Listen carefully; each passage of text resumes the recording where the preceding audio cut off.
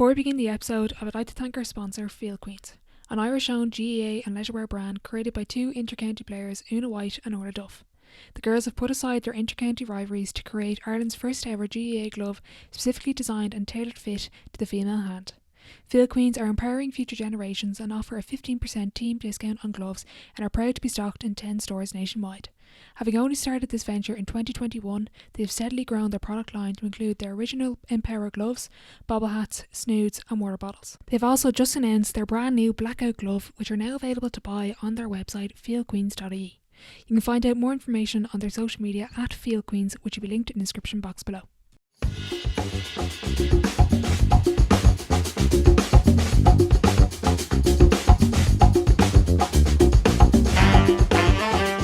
Welcome back to the Sideline Live podcast. You can follow us over on Twitter and Instagram at the Sideline Live. We'd love to hear from you.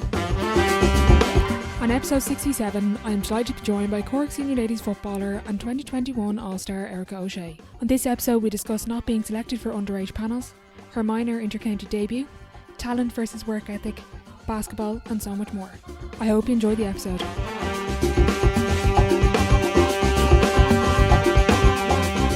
Erika, thanks a million for joining me on the podcast. Thank you so much for having me. 19 years of age and a senior all-star. Has it kind of settled in yet?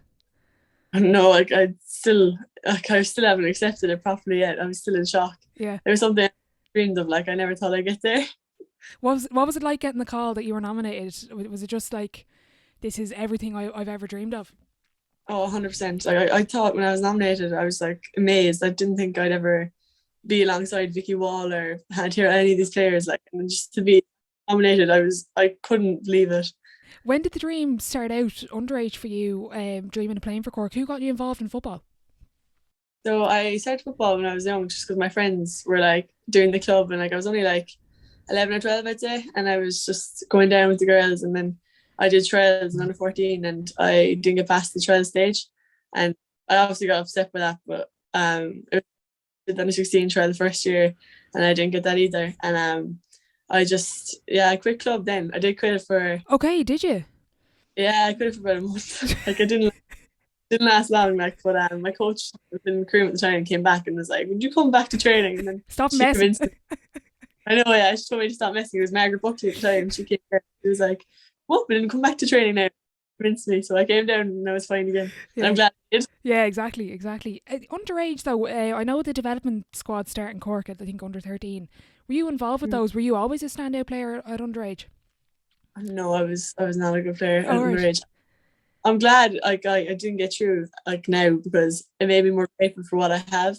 I know a lot of girls took it for granted when they were on it underage, and I feel like they obviously didn't put in as much work as they get older because they have so young. Mm-hmm. So I'm glad I didn't make it now, but I did do the try the development thing, but I was a forward and stuff at the time. I don't know what I was doing. I can't play forward. I don't know why I was... Yeah.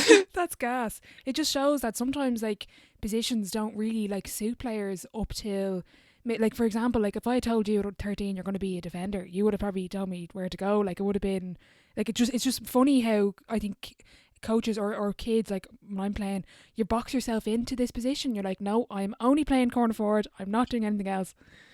Yeah, 100%. I was full forward at the time. I don't know where that came from. I just told myself I was a full forward. I believed it. Who moved you out to the back line then? When did that happen? It was after I didn't make through the under 14. My coach was Ted Keller. He was coaching us at the time, and he was in Macroom, and he was just saying, I'm going to put you in back now, and he's just stand in the centre back, and I was like, no, this is not my position. I got used to it, and I'm glad I got used to it now. So. Yeah, exactly. And when you go through not being chosen, Brian Fenton is a great example of this. He kind of spoke about the belief he had, and he had this voice in his head. You did quit football for a little while. Did you kind of think, do you know the way when we're younger, we're I didn't make under 14, so I've no chance of making senior? Was that kind of the conversation going on in your head? Yeah, 100%. I thought that dream would never happen for me, because I was something I always obviously wanted, but I thought I was never good enough. When you get dropped, not true to the trials at a young age, it does affect you obviously, but yeah, it should drive you on too. I feel like a lot of players they stop then and they think they can't do it, but even the way he came back, it's just who wants it more, you will get it eventually. It's just a game like that. Like, Yeah, exactly. And when you did get dropped, I suppose with the team, obviously you train with a team and your club, but did you start doing a lot of practice outside of training? Was that the kind of spark to kind of start your improvement outside of that? yeah, like 100%. Like, even I was focusing on basketball a lot of the time because like basketball Okay. was part of my life. That and like even like when I was on the minor team, it was Joe and John Cleary at the time that were coaching us, and I was swayed so much in between the two of them because at the time Mark Scannell, who was the basketball coach, he was calling me to the Super League team to Oh train with them. wow. Yeah, just the train. Like I was loving just the training and all that, and it was basketball was something I was really passionate about, but the football did take over eventually. Yeah. So yeah, That's good. And we were talking before we hit record about the transferable, like the amount of intercounty players that have played basketball. I didn't know you were called up to Super League team. What were everyone kind of knows the transferable skills, but for you, is there anything particular you noticed that just kind of benefits you, and maybe football benefited you basketball wise at some point? 100% with tackling and like footwork a lot. And even like I love fitness. Like all the girls know it. Like I love running and I do that all the time. And like it's just I thought the fitness was just a different level in basketball. Like it's constantly on your toes. I loved that. Mm. So yeah, no, it's definitely different fitness you need for it, but it was well worth it for tackling and things like that. I'd say Mark had you running loads of sprints and stuff with practice, was it? Yeah, they were awful. Oh my god, the trauma. But I loved it. Yeah, yeah, exactly. When you go through a setback again, like outside of sports, say, and you go through a really good time, do you think back to a lot of those times where you're probably getting upset at different stages and you're like, well, I've gone through this? Like, for example, I'm just thinking of when you went through under 16 and you didn't get picked. Was it just that reinforcement of I'm not going to get there, or was it, look, it's just not happening for me now, it's going to happen for me eventually? Like I always hoped that it would happen to me eventually, but I thought I wasn't going to get it because I always thought I'd never get it. Like when I actually made the minor in like the last 2 months of under 16, I never thought that I'd ever get there because of being I've let go at the trials so many times, and like I always thought I wouldn't get it then. Like all my friends at the time were doing trials with me, and one or two of them got on the team, and Mm-hmm. that kind of broke me as well because I was like I Yeah, was so happy for them, but I was like I'm training so hard. I was like, why couldn't I get there? yeah, But it motivated me more as I got older because I was like, I don't need it, but I want it, but I don't need to do that. I just have to be like as a player myself and have to work on myself as a player. And if I get there, I get there. But I wanted to be one of the best in my town, and I tried my best in my club and see where that takes me. And yeah. yeah, Well, there you go. Yeah, and it is hard though when you do see whether your friends, obviously you're happy for them, but when it's your dream at the same time, and there's only 35 spots, and for a county like Cork, it's so competitive. Like it's so competitive in a lot of places, but Cork especially, like it is very difficult to kind of like balance the the determination of going for it, but at the same time realizing it is still fun at the end of the day. Was that ever like you did quit sport? So was that what kind of the thinking behind is this is just not fun, it's not happening for me? oh yeah, I was 100% that it's not happening for me, but I had to tell myself it's not something I really need. It's something I really want and I always dreamed of, but I don't need it. Like to be able to play football, like I can play my club, my friends, I can enjoy it. I don't need to have this. Like I've never had it, so I don't know what it's like to have it. Yeah, So when I got older and I actually did make it, and it drove me on because I wanted to work harder than everyone that was there, and I wanted to try harder, and like it motivated me way more. I always say, I'm so glad it happened to me because I don't know if I'd actually be here today if I did make it when I was younger because I would have taken it for granted, I'd say. what was the difference then at minor when you did get called up? Was it like what changed? Um, like work rate and stuff, I'd say definitely changed. Like me, there, like I put in for the trials that time. I went running on the treadmill. I went running down the park. I really tried to get there, and Okay, at underage, like I was a bit chubby, okay, I didn't know that. and it was full forward, and like I just the whole thing was not working for me. You were the traditional full forward. But like it just wasn't working for me. And like when I got older, like I actually put in effort before the trials. I went running, I went training myself, like because at my club because we finished early that time, and I was just kept going myself just to see if I could do it if I worked hard enough, Yeah. and it did work out. Sorry, No, recall. you're all good. You're grand. And when you went to the pitch to practice, like you're obviously doing your running, but what sort of skills or kicking practice were you doing? So like I'd be a lot of ball handling because that was like something I'd really mess up on, like catching a first goal. So I Okay. even just simple things like kicking off the wall, I found really beneficial for me, like even overhead and stuff, catching that way. That was something I really like practiced, and like even just kicking, like straight kicking into your hand, like getting on target. Yeah. Like back in like the Dublin players, you'd see how accurate they're, and that's what I want to work on and see if I can get there. Yeah, brilliant. And was that something that you just kind of did yourself? It was like, I'm just going to try it here, or did you take influence or inspiration from anyone else in their training? But yeah, definitely like going to Cork matches. Like, oh, if you saw 2016, it was the Cork were playing at the time, the girls, the seniors, and I was like a super fan. I wore red and white face paint. It's You're one of them. oh, if you saw the pictures, oh my god! And like I was a super fan. And, like I'd see the girls and like just the way they're so passionate about their sport, their work rate, and how they can just take control of a game like that so easily. Like they won the All, and I see girls like that, and like that made me want to work harder. Mm-hmm. Yeah. I found there a couple of years later. Yeah, and what? Who was your role model growing up? Was there any particular player that you looked at on the Cork team? I know that like in the team we're talking about, God, the 15 players, even some on the bench were just phenomenal. But was there any particular standout for you? Definitely Orla Finn and Ciara Sullivan. Just those Okay. two always stood out to me because they've been there now with a good few years. Yeah. Those players stood out for me, and it's amazing that I looked up. Like I always say, it's like I idolized them growing up. Like I did. I remember asking like my mom, could I try to get a picture with her? And like at the time, I couldn't put such a big line. It was like going up to the actual match like after, and like now just playing alongside them, I'm just like I'm still amazed, like because they're Yeah. just so good. And, yeah. Did you Like send them? Did you send them the picture you have with them? I didn't get the picture. I like Oh, you didn't. Oh, sorry. I know I was heartbroken. I got a picture of Breach Corkery though, so that was just as good. Yeah. Just as good. Yeah, exactly. So when you got to minor, what was it like going into the setup? Were you one of the only ones that weren't selected previously, or was there a couple of yous? I say there was about two or three that never made any Okay. under 14 and stuff like that. Like and like it was grand. Like I was saying that like underage.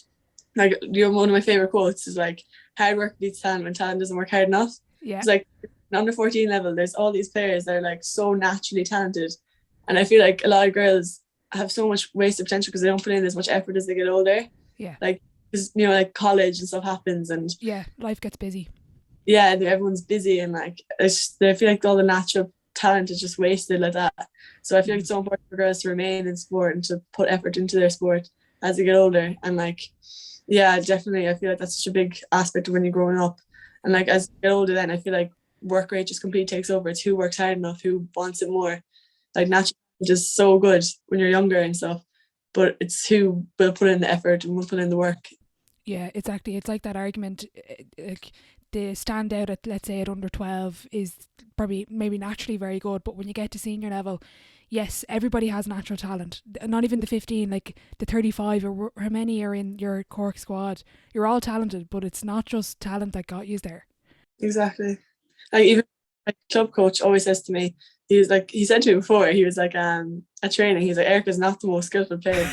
She puts in so much work, and she does this, and that's where she gets to where she gets to. Like, Have you listened to the High Performance podcast out of interest? I actually haven't. It's brilliant. It's all like athletes and business people, and they all sort of say what you're saying. It's not about sometimes the smartest or the most talented person in the room. They're just the hardest worker, and it just nearly, like, not saying this for you, but sometimes it cancels out. Let's say if they don't have a certain skill or attribute, but because they're the hardest worker, that's where they get to the top. Yeah. But it's very good. I really recommend it for you. When you get to the minor team, did you have a little bit maybe of imposter syndrome, like looking at the rest of the girls? I know there was 2 or 3 years that weren't selected, but it's like they all know what it's like to be here. They've played for Cork, or was it just, I don't really give a shit, I'm just going to go in and play my best? Like I was very scared going in. Like even with the first year senior, I was terrified because I was the only minor called up as well, and like, the setup I found very terrifying. But like I did know a good few of the girls. Like I just knew them by like friends and all that kind of stuff. Okay. Yeah, no, I knew a few people, but the whole setup I was very terrified by first going in because it's daunting. Like all these Absolutely. like all made underage, and they're all there, and like yeah, that was scary, and like it did take me a while. Like I didn't start with minors until the Munster semi-final, I think. I think it was, Okay. in minor, yeah, one semi-final because one of the girls got injured. She broke her nose, and then I got thrown in, and then I just got kept there. So yeah, Yeah, yeah, you I was, took your opportunity anyway. I was lucky. Yeah, When you go to the training, like you were saying, you didn't start, and it was kind of like Tom Brady has a great thing about he wasn't picked till like 200th, but it was when he got his opportunity, he didn't let it go. Do you think up to that point in your opportunity, were you trying to? Did you ever struggle with the level of coming from club, I guess, to intercounty, where it's maybe one or two standout players at club, and intercounty it's 15 standout players, or how did you find that training at the beginning? I found it very hard to adjust to it. I did find it very hard. Like I know I had my basketball and stuff, so the fitness wasn't that much of a problem. Okay. It was strength I found it hard like to keep up with. Like then I found other girls were just built stronger. Like they were used to this kind of like big high level of sport, and I just wasn't. My basketball non-contact and stuff, so I was used to like running and like stuff like that, but I wouldn't be used to like hitting people and stuff. I had to toughen up eventually, so it worked out. Well, you've definitely toughened up since. I don't think there's still a complaint about that. When you go through the minor team, you mentioned there you were the only one called up to the senior panel. That's a significant achievement in itself. But the fact that you went through not being selected, why do you think he called you up out of interest? I know that's hard because you weren't, you can't think about like what Aoife's going to think. But is there any particular reason you're looking back? This is what he saw in me. I know John Cleary at the time was the one who mentioned my name to Aoife, and I think it was because my dedication through that season. Like I know there was girls that were going out and having fun, but still playing football and still taking it seriously. But Yeah. like I was in TY that time, and we did a French exchange, and we were going over, and I did championship the week after I think, but I had trained the week before and I was a sub. But I told John Cleary I was coming home early from the French exchange just to go to training, and yeah, I was a sub at the time, and I feel like the dedication John didn't take that. Like, he knew how much effort I put in, and I eventually started obviously, so I was worthwhile going home. But Yeah, like exactly. that, and he just told Aoife I was willing to put in the work. Wow, that's mad because it shows like the level of sacrifice. Was that just from you saying, like, why did you decide to come? Was it just because you were enjoying it so much? Did you realize I have an opportunity here? I want to train, and was it like what? Why didn't you? For example, like I know other kids might have been like, nah, I'm not going training. I'm going to go on this French exchange. Yeah, I remember people at the time, even back home, they were like, "Are you mad coming home?" Because I was so like, I remember they were like telling me, they were like, "Why won't you just stay in France? Like it's only so I had to pay an extra €100 to come home because I had to pay for the flights home again because I Yeah, already had the flight booked." And they were all telling me I was crazy, like, and I just didn't really care what they were saying. I was like, "Yeah, yeah, I'm crazy. I don't really care." And go I, away.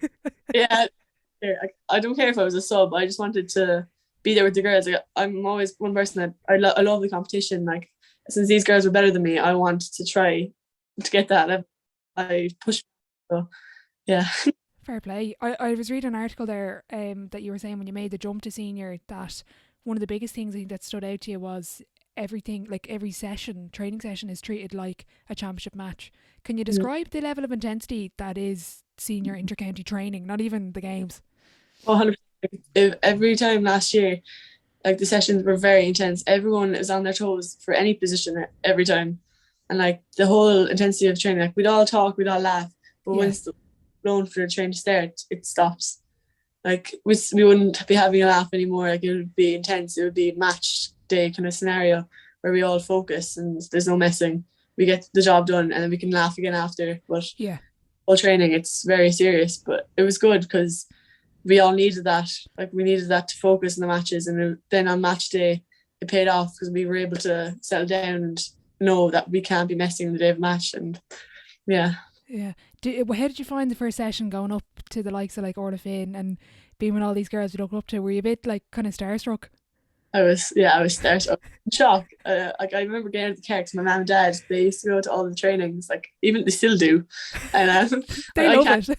I can't drive, so they go to all the trainings. The two of them go together, like, and they sit together and watch all the trainings. I remember the time they were starstruck too. They were looking at all the players, and Aoife and Paddy, like coaches actually used to laugh, like because their mum and dad they were like cup of teas in the car just watching them. They were just in awe, like, and yeah. even the first training, I was terrified. Like I walked in, all the girls were so lovely. They Yeah. all knew I was scared. Like I was sitting on my own in the corner of the change room. I never did it, and I was just kind of like really quiet, looking around. And Sarah Leahy, one of the girls, came up to me straight away, and she was like, "Hi, I'm Sarah," and whatever. And she was talking away, and it just made me feel so much at ease. Like, Yeah, that's good. I was going to ask actually, did you sit in someone's seat by accident? I think I had someone on before that sat in like some particular player's seat or something on their first session. It was gas. it's so awkward. I'd be so scared. Oh. And what was it like? Like even you say your parents, were they sort of like the biggest influence on your career? Because I was going to mention there's a lovely story in the article where they drove to Croke Park to sit outside and listen to the match, the All Ireland final on the radio last year. Yeah, no, they definitely were a big influence, because I wouldn't have been able to do anything without them. Like they take me to the trainings, take me to the matches, anywhere I need to go, they take me, and they do everything for me, and I'm so grateful for it. But Yeah. I even had that league final last week against DCU in Leash. Oh, very good. Yeah. Yeah, we lost, but Oh. my aunt drove the whole way up just to watch it, and it was pouring rain. It was 10 years, and they got absolutely destroyed, like drenched. They'd go to any place for me, I know they would. And like they sat outside Croke Park so many times just listening to the radios, doing all this, and yeah, having their tea in the car every session. That's so cute. Did they play? Did either of them play football? No, they actually didn't. No one in my family plays sports. Oh, my sister, really? yeah. Okay. What was the influence for you then? Was it just to get her out of the house, or what kind of stood out? I don't really know. I was always a tomboy. Like Okay. home, like the rest of them would be all like fashion and clothes, and I like dressing up and stuff now. Like I'd put on nice clothes, whatever. But underage, Yeah. I was like, get away from me, no dresses, no. And I was always like, give me football and I'll go out there. Like Yeah. no one play sports. They all did, like when they were younger, I'd say like 10, 11. Like my sister did running and stuff, but Okay.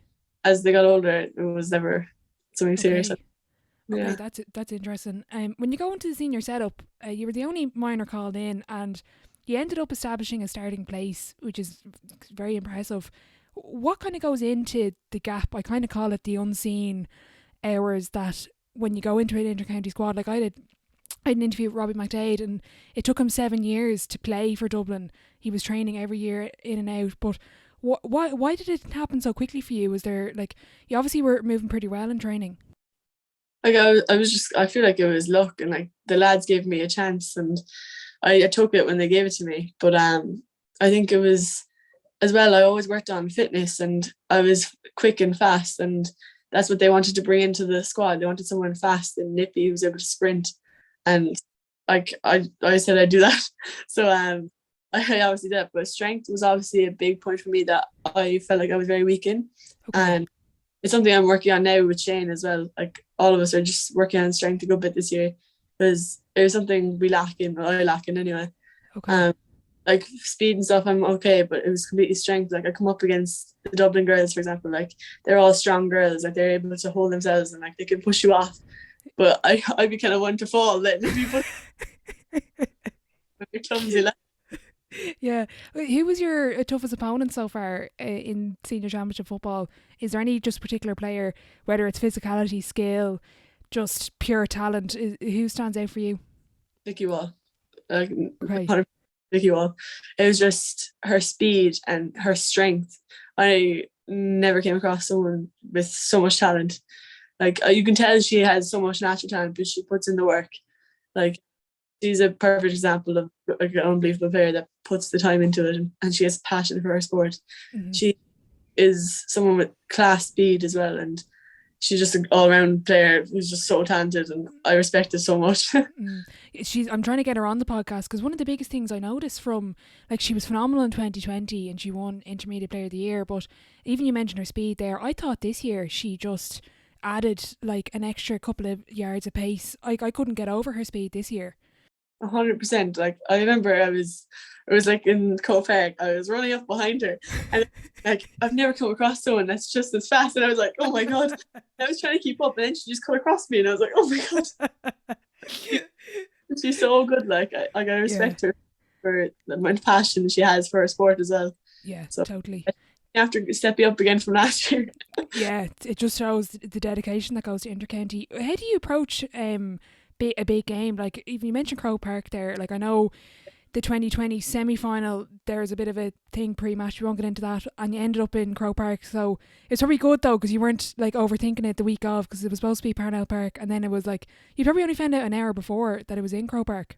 Yeah, we only found out the hour before, but I had a hectic morning that morning. I remember it was awful. It was my first time actually starting, like, Okay.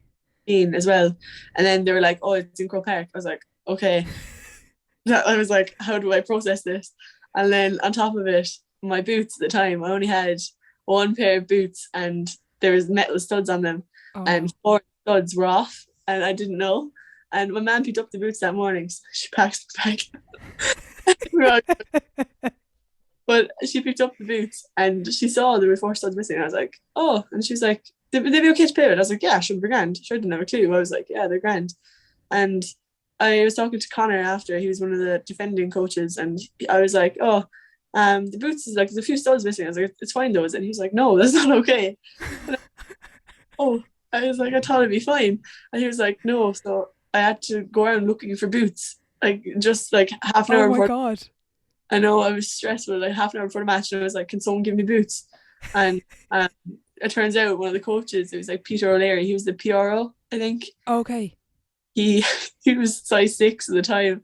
I don't even question it, but I was like, they'll do the job, and he gave them to me, and I actually still wear his boots today. So oh my God, so you didn't even have time to be nervous, you're too busy looking for a pair of boots before the match.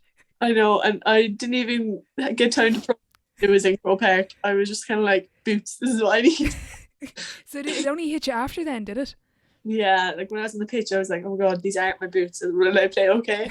And I was just thinking all about the boots the whole time. And then I was in the park and I was like, oh my God, this is something I've dreamed of for so long. I was like, I have to. Yeah, exactly. And I was reading an article that I think it was it Melissa Duggan, you kind of gave a bit of advice before the game.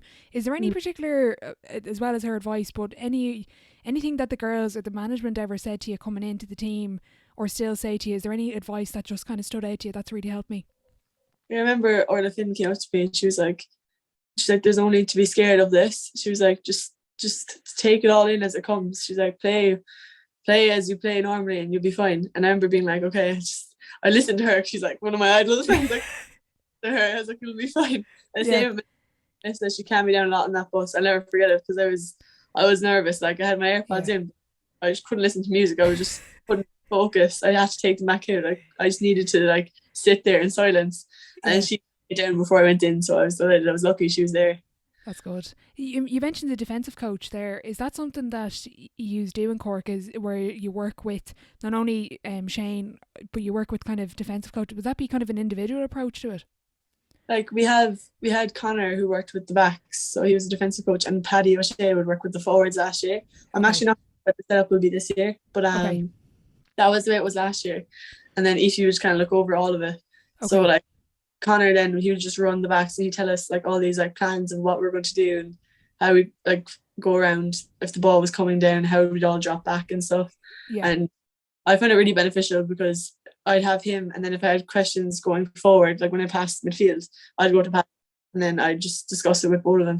Yeah, okay. And individually, I think, who was I talking to?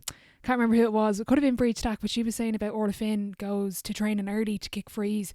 Is that something that a lot of the Cork players do, including yourself? Is there a lot of individual stuff going on before and after training? Oh, 100%. 100%, yeah. Orla Finn was definitely one.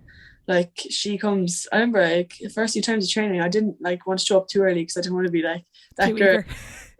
Yeah, because I'm just new. Like, I don't want to be like half an hour early and just walked in. But then I realised everyone actually goes early. They want to be there. They come early. They want to put in the work. They want to get as much done as possible. Like Orla, I think she was living in Waterford with her fiance now, actually. But she was living in Waterford, and she comes down for training, and she would be there at like 6:20, and training wouldn't be on till 7. Wow. And be out in the pitch already. And I remember being like, am I late? Like, every single week, am I really late? Like, I'd be like 5 to, and I'd be like, oh my God. Yeah, that's mental. Yeah, she's some dedication. Yeah. And I get the sense that with a lot of county teams, it's all player driven. Like, for example, Aoife or Shane wouldn't be saying to you, come down early. That's just off, for example, Orla's bat to be coming down 40 minutes early kicking frees. Yeah, 100%. Like she just came down because she's so passionate about her sport and she wants to improve. And Mhm. it was like it paid off so much in the season. She was unfortunate when she got injured, but up until then, she was unbelievable. She was playing Player of the Month there, and it was just class. So, like all the hard work she put in definitely paid off. Mhm.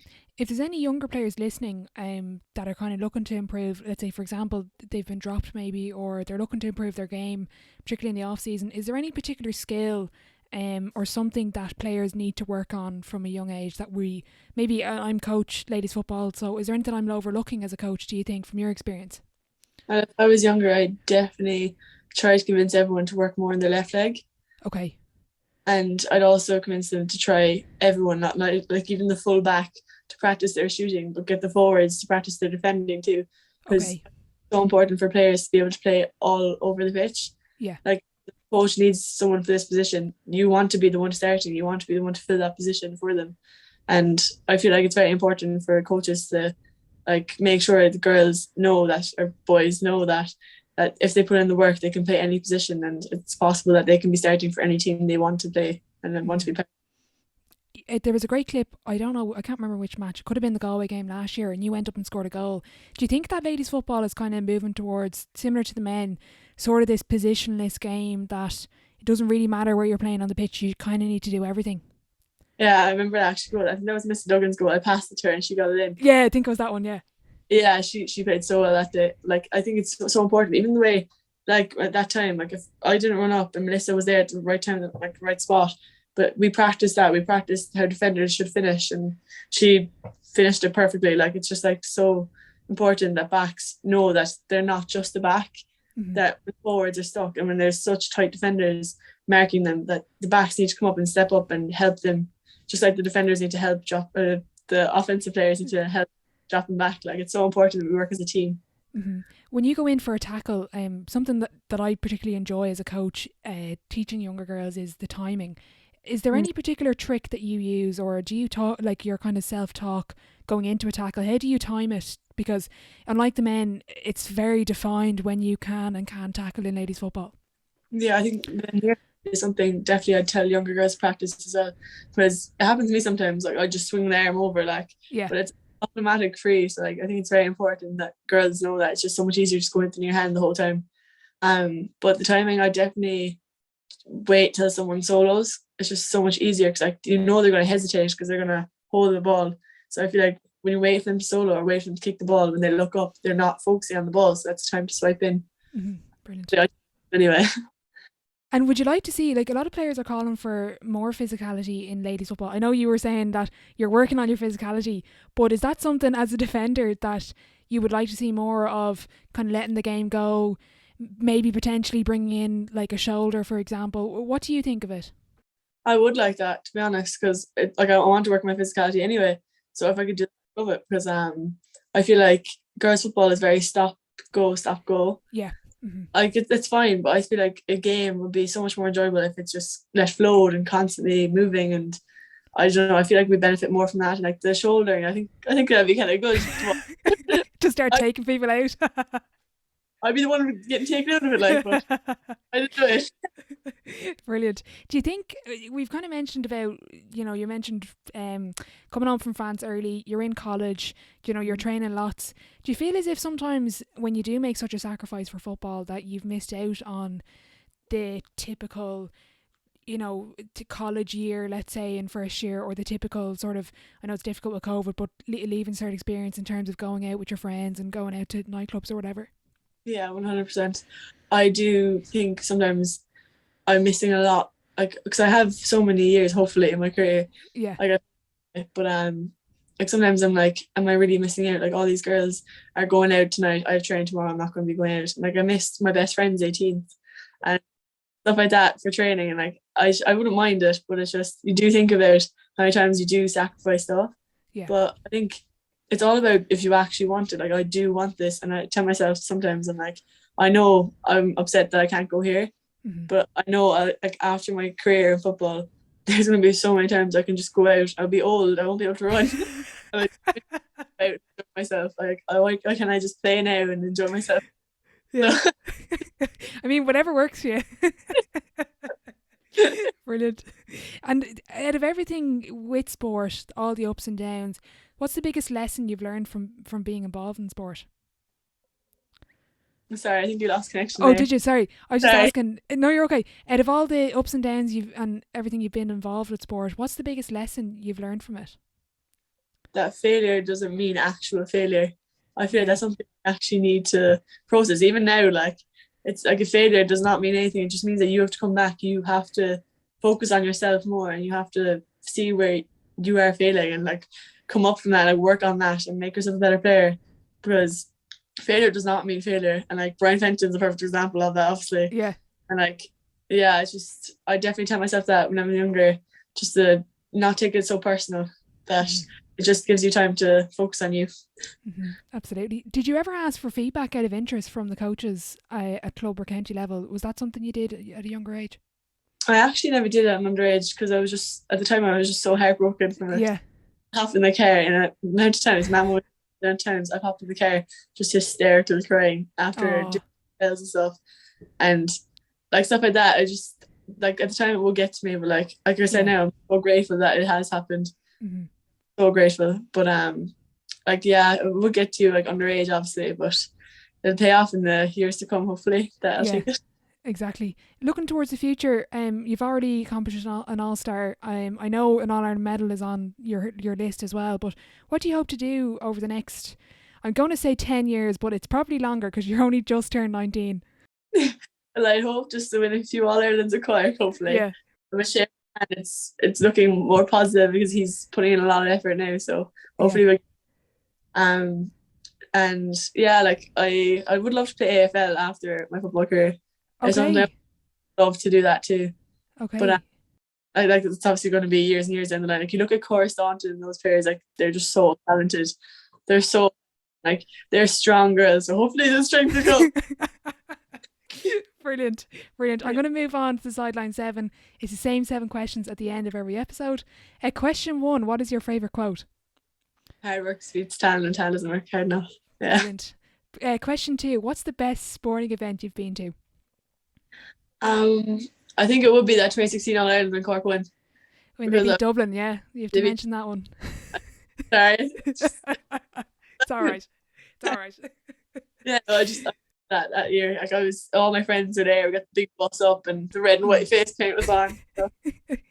I want to ask quickly about, I won't dwell on it for too long, but the semi-final this year, Meath made that incredible comeback. I remember I was watching on the couch and with 5 minutes to go, when they announced Emer Scally as player of the match, I had the game written off. I was ready to go and do whatever else. What happened in the last couple of minutes from your perspective on the pitch? Was it a momentum shift? Did Meath just decide, right, this game isn't over? What happened in the last few minutes? I think Meath did step up and they did put it on us, and I think we just kind of relaxed a bit too much. Like we did, we were like, oh, like 5 minutes to go, whatever, like we're fine. But I feel like we didn't like push up as much as we should have. We didn't carry the ball. We were way too relaxed in the last few minutes. And fair play to me, they did come up and they took the game by the scruff of the neck and they got the. And you have to respect them for that too, because they caught us off guard, and like that kind of stuff will benefit us in the future. Like hopefully that we will not let that happen again, because like we're all saying it, like we're all out for blood, we're ready for this year. So Meath, watch out. Hopefully it won't happen this year. Exactly. Did you watch the final out of interest? What did you think of it? I did watch the final. Both teams were very, very good in the day, but Meath did stand out. They did push Dublin in the last few minutes, and I thought it was a great match to watch. And like Dublin are a team, so it just shows how much work Meath put in. Just to go intermediate to senior was a big step, but to actually win the All Ireland the same year, you respect them for it. Like they put so much into it, definitely. Do you think when they went into the final, because you played against them, would you have expected them to beat Dublin? And on the day, did you notice that their performance, because obviously in your game, until the last few minutes, they weren't maybe up to the mark, but do you think that they just elevated themselves another level that day? I'd say they definitely elevated themselves another step up that day, because Dublin are a great team, but I feel like Dublin didn't do as much research as they could have on Meath, because they were like, Meath came up from intermediate, and I feel like they were like the team that like obviously were very talented, but Dublin won the All Ireland for years and years. Obviously, I think they're going for 6 in a row. So like they obviously had the whole All Ireland won for so many years, and I feel like they just kind of relaxed a bit like we did, and then Meath came up and they just took control of the game. So I've actually just come up with another question for you. I wanted to ask a little bit about Dublin's communication from the 2020 final. Ciara O'Sullivan, I think, was on Off the Ball talking about how loud Dublin were. How much of communication comes into the game? Obviously, it's a little bit different for you because most of your games for Cork have been with a reduced or lack of spectators, but how much communication actually happens on match day on the pitch? Like with me, yeah, like you said, I came in and it was during the COVID like scare at the time, and all the stadiums were empty. I played in Croke Park first time with no one in the stadium and like teams. So that kind of way we all were able to communicate loud. Yeah. We can all hear each other, and like it would actually echo in the stadium, which is cool. Wow. But, yeah, it was eerie, like, but it was cool. So like we had that, and like the communication would be really good about like Dublin are very they communicate so well. Like you could hear in the back line when their goalie is talking on the opposite side of the pitch, like they're very good. But like even for us, I feel like it's something we're going to improve on as well, because we obviously saw how important it was to communicate as a team and to say that we can push up, everyone pushes up, and like it's so important to win matches that you have to be able to communicate with everyone. Absolutely. Question 3. I think I know the answer to this one, but what's been the biggest setback or challenge so far in your career, and how did you react to it? Yeah, it's definitely didn't get through to the trials, and I quit my club football.